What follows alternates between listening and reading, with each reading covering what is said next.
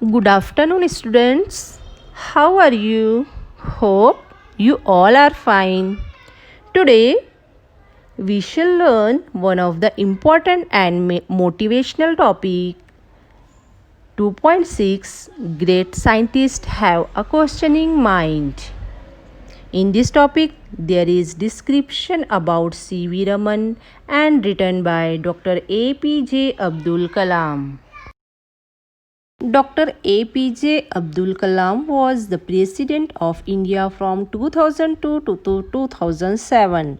Dr. APJ Abdul Kalam Bharat के president रहे 2002 से 2007 तक. He was awarded Bharat Ratna for his contribution to the scientific research and modernisation of defence technology in India.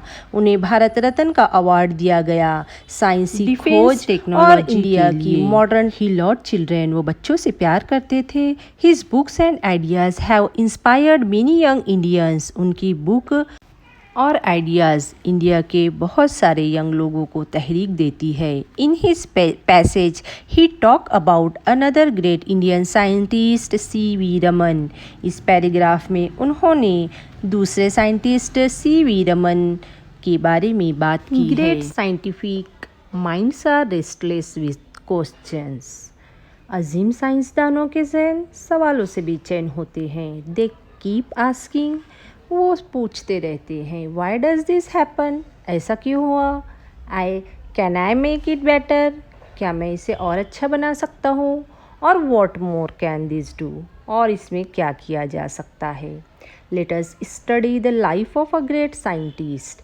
आज हम एक अजीम साइंसदा की ज़िंदगी का मुतालिया करेंगे. Who lived in the same era as Einstein but about 500 kilometers east of Germany in India.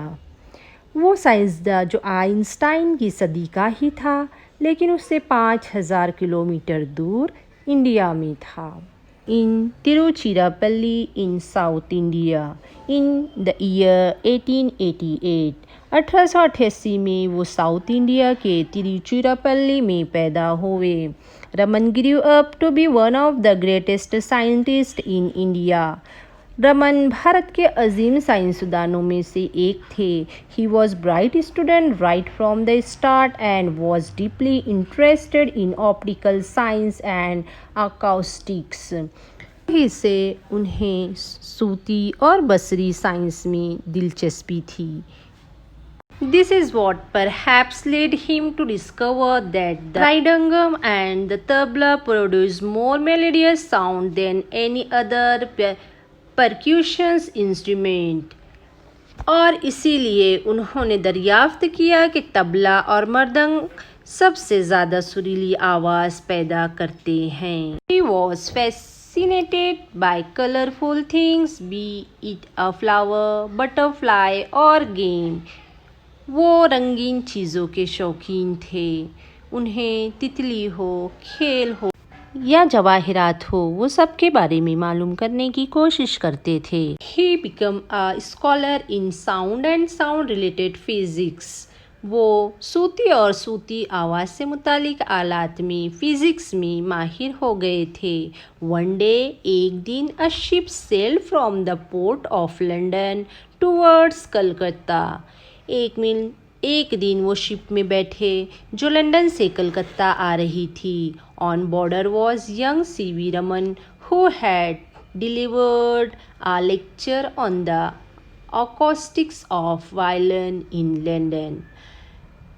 उसमें रमन थे जो लेक्चर देने के लिए गए थे लंदन वायलिन की सूतियात के ऊपर. He was now on the ship's deck, gazing at the blue water of the ocean. अब जहाज के अर्शे पर खड़े समंदर के नीले पानी की तरफ गौर से देख रहे थे. As he glanced up at the sky, which was the same shade as the ocean. जब उन्होंने ऊपर आसमान की तरफ देखा तो उन्हें समंदर का कलर उसकी तरह दिखाई दिया. A series of questions popped up in his head. सवालात का एक मजमुआ उनके दिमाग में आया. Why are both the sea and the sky blue in colour? क्यों समंदर और आसमान ब्लू है, एक जैसे है? What is the science behind this occurrence? इसके पीछे, इस वाकया के पीछे कौन सा साइंस हो सकता है? His mind seemed to suggest that the reason could be the scattering of light by water molecules. ये जानने के लिए उनका जहन तजवीज़ करता दिखाई दे रहा था कि पानी के साल्मों के ज़रिए नूर का इंतशार कैसे होता होगा। However, his theory was yet to be proved scientifically. अभी तक ये साइंसी तौर पर साबित नहीं हुआ था। When the ship anchored at Calcutta, the young man immediately went on the conduct experiment to prove this theory. जैसे ही जहाज़ कलकत्ता में रुका, रमन तजुर्बा करने के लिए फ़ौरन ही अपनी तजुर्बागाह की तरफ निकल पड़े। साबित करने के लिए his research in optics the science of light resulted in the discovery of Raman's effect. उनका रिसर्च जो था बसरियात पर, वही साइंस की लाइट पर रिजल्ट हुआ। नतीजतन ये रमन के इफ़ेक्ट के नाम से ईजाद हुआ। He announced it the scientific world in March 1928. साइंसी दुनिया में इसे 1928 में अनाउंस किया गया। The discovery won him the Nobel Prize for Physics in 1930. उन्हें 1930 में नोबेल प्राइज़ से नवाजा गया। It was the first time this prize was awarded to an Asian.